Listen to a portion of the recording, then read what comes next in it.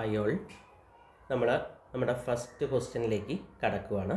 First question പറയുന്നത് solve the following system of equations using goes elimination method. Goes elimination method ഉപയോഗിച്ച് ഇവിടെ ഒരു question തന്നിട്ടുണ്ട്. ഇതൊരു മുൻവർഷത്തെ ചോദിച്ച ക്വസ്റ്റ്യനാണ്, യൂണിവേഴ്സിറ്റി എക്സാമിന് ചോദിച്ചൊരു ക്വസ്റ്റ്യനാണ്. അപ്പം നമുക്ക് ഈ ക്വസ്റ്റ്യൻ ഗോസ് എലിമിനേഷൻ മെത്തേഡ് ഉപയോഗിച്ച് നമുക്ക് എങ്ങനെ സോൾവ് ചെയ്യാൻ നോക്കാം. ക്വസ്റ്റ്യൻ ഇതാണ്: x plus y plus z is equal to 6, x minus y plus z is equal to 2 and 2x plus y minus z is equal to 1. ആദ്യം നമ്മൾ ഇങ്ങനൊരു ചോദ്യം നമുക്ക് കിട്ടുമ്പം ആദ്യം ഇതിന് മനസ്സിലാക്കേണ്ടത് ഗോസ് എലിമിനേഷൻ മെത്തേഡിനെ കുറിച്ചിട്ടാണ്. ഗോസ് എലിമിനേഷൻ ആ ഒരു ടേം ഒന്ന് മനസ്സിലാക്കുക. Goes elimination method. Goes elimination മെത്തേഡിൽ നമ്മൾ ആദ്യം ഒരു പ്രോബ്ലം സോൾവ് ചെയ്യുമ്പം ആദ്യം നമുക്കിവിടെ വേണ്ട കാര്യമാണ് ഓഗ്യുമെൻറ്റഡ് മെട്രിക്സ്. ഓഗ്യുമെൻറ്റഡ് മെട്രിക്സ് എന്താണ് ഓഗ്യുമെൻറ്റഡ് മെട്രിക്സ് എന്ന് ചോദിച്ചാൽ, നമുക്കാദ്യം ഈ തന്നിരിക്കുന്ന ഇക്വേഷൻസ് 3 ഇക്വേഷൻസിനെയും നമുക്കൊരു ഫോർമാറ്റിലേക്ക് മാറ്റാം. അതായത് ഫസ്റ്റത്തതിൻ്റെ കോയിഫിഷ്യൻസ്, ആദ്യം ഇവിടുത്തെ കോയിഫിഷ്യൻസ് എഴുതാം. എക്സ് വൈ സെറ്റ് ഇതിൻ്റെ 3ൻ്റെയും കോയിഫിഷ്യൻസ് നോക്കാം. ഫസ്റ്റത്തെ ഇക്വേഷൻ ആണെങ്കിൽ 1 1 1, രണ്ടാമത്തതാണെങ്കിൽ 1 മൈനസ് 1 1, അതേപോലെ മൂന്നാമത്തതാണെങ്കിൽ 2 1 മൈനസ് 1. ഇതാണ് എക്സിൻ്റെയും വൈൻ്റെയും സെറ്റിൻ്റെയും കോയിഫിഷ്യൻസ്. ഇൻറ്റു ഇവിടുത്തെ X coefficient Y coefficient Z. So X Y ഇസെറ്റ്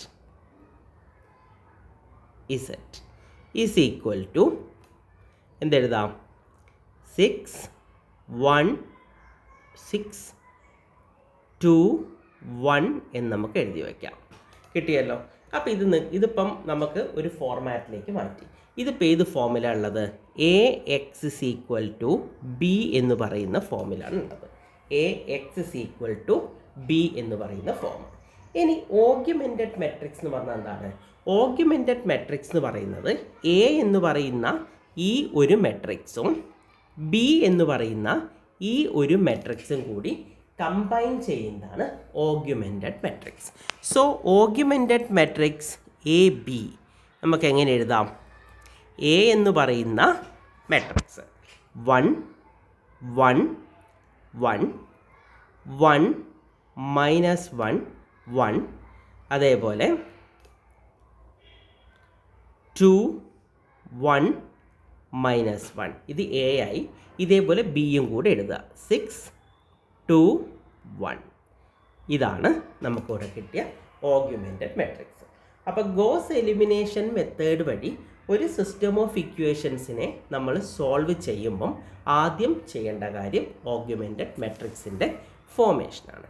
ഇനി നമുക്ക് നോക്കണം, നിങ്ങൾക്ക് തന്നിരിക്കുന്ന ഓഗ്യുമെൻറ്റഡ് മെട്രിക്സിലെ ഫസ്റ്റ് റോയിലെ ഫസ്റ്റ് എലമെൻറ്റ് എപ്പോഴും 1 ആയിട്ട് കീപ്പ് ചെയ്യണം. ശ്രദ്ധിച്ചാൽ മതി. ഇവിടെ എന്താണ്? 1 ആണ് ഫസ്റ്റ് റോ. ഇതാണ് റോ 1, ഇത് സെക്കൻഡ് റോ, ഇത് തേർഡ് റോ. നമുക്കറിയാം കോളത്തിൽ ഗോസ് എലിമിനേഷന് പ്രാധാന്യമില്ല, നമുക്കറിയാവുന്നതുകൊണ്ട് നമുക്ക് കോളത്തിലേക്ക് പോകണ്ട. അപ്പോൾ ഫസ്റ്റ് റോയിനെ ഫസ്റ്റ് എലമെൻറ്റ് ഇവിടെ 1 ആണ്. അവിടെ നമുക്ക് കാര്യമായ മാറ്റങ്ങളൊന്നും വരുത്തണ്ട. ഇനി നമുക്ക് എന്താ ചെയ്യേണ്ടത്? സെക്കൻഡ് റോയിലെയും തേർഡ് റോയിലെയും ഫസ്റ്റ് എലമെൻറ്റിനെ 0 ആക്കണം. സെക്കൻഡ് റോയിലെയും തേർഡ് റോയിലെയും ഫസ്റ്റ് എലമെൻറ്റ്. ഇപ്പോൾ സെക്കൻഡ് റോയിലെ ഫസ്റ്റ് എലമെൻറ്റ് 1 ആണ്, അതിന് നമുക്ക് 0 ആക്കണം. തേർഡ് റോയിലെ ഫസ്റ്റ് എലമെൻ്റ് എന്ന് പറയുന്നത് 2 ആണ്, അതും നമുക്ക് 0 ആക്കണം. അങ്ങനെ 0 ആക്കണമെങ്കിൽ ഇവിടെ എന്ത് ഓപ്പറേഷൻ ചെയ്യണം എന്നാണ് നമ്മൾ ആലോചിക്കേണ്ടത്. ഇവിടെ നോക്കൂ, ഇവിടെ 1, ഇവിടെയും 1. അപ്പം ഈ എലമെൻറ്റ് സെക്കൻഡ് റോയിലെ ഫസ്റ്റ് എലമെൻറ്റ് 0 ആക്കണമെങ്കിൽ ആദ്യം എന്താ ചെയ്യേണ്ടത്? R2 gives R2 minus R1 അല്ലേ? R2ന് R1 സബ്ട്രാക്ട് ചെയ്ത് കഴിഞ്ഞാൽ ഈ ഒരു ഭാഗം എന്തായി മാറും? 0 ആയിട്ട് മാറും. നമുക്ക് ചെക്ക് ചെയ്ത് നോക്കാം. ദാറ്റ് ഈസ് ഈക്വൽ ടു ആദ്യത്തെ റോ അതേപോലെ തന്നെ 1 1 1 6, വ്യത്യാസമില്ല. അടുത്ത് നോക്കിക്കോളൂ. R2 gives R2 minus R1. 1 minus 1 0, minus 1 minus 1 minus 2, 1 minus 1 again 0, 2 minus 6 minus 4 എന്ന് കിട്ടും. ഓക്കെ ആണ്. ഇനി എന്ത് ചെയ്യണം? R3 തേർഡ് റോയിലെ ഫസ്റ്റ് എലമെൻറ്റും 0 ആകണം. So R3 gives R3 minus 2R1 എന്ന് നമുക്ക് എഴുതാം. അപ്പോൾ അവിടെ എന്താവും നോക്കൂ. R3 എന്ന് പറയുന്നത് തേർഡ് റോ ആണ്.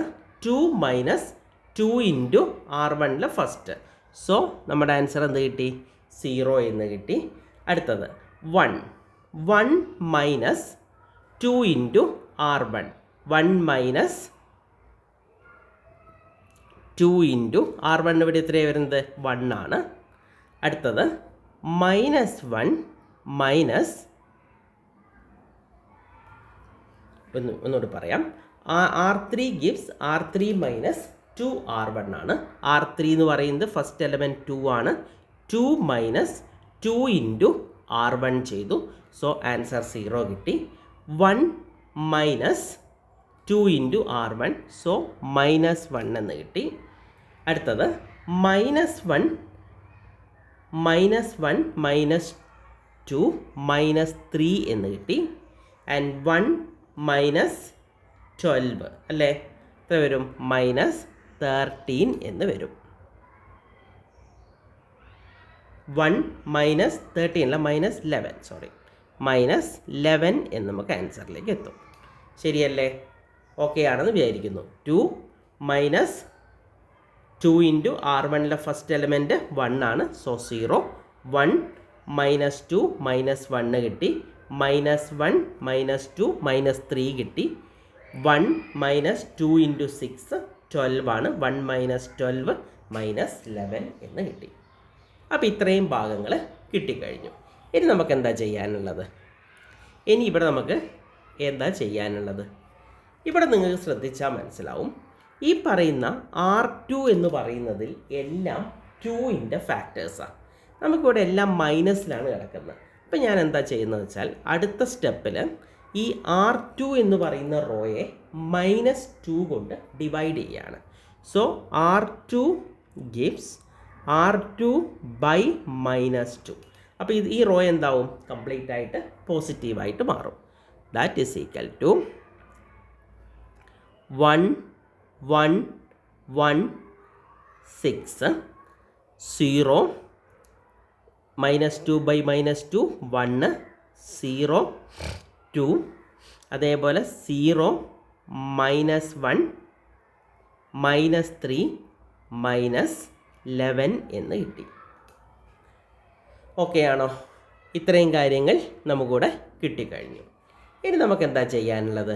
ഇനി എന്തെങ്കിലും സ്റ്റെപ്പുകൾ ചെയ്യാനുണ്ടോ?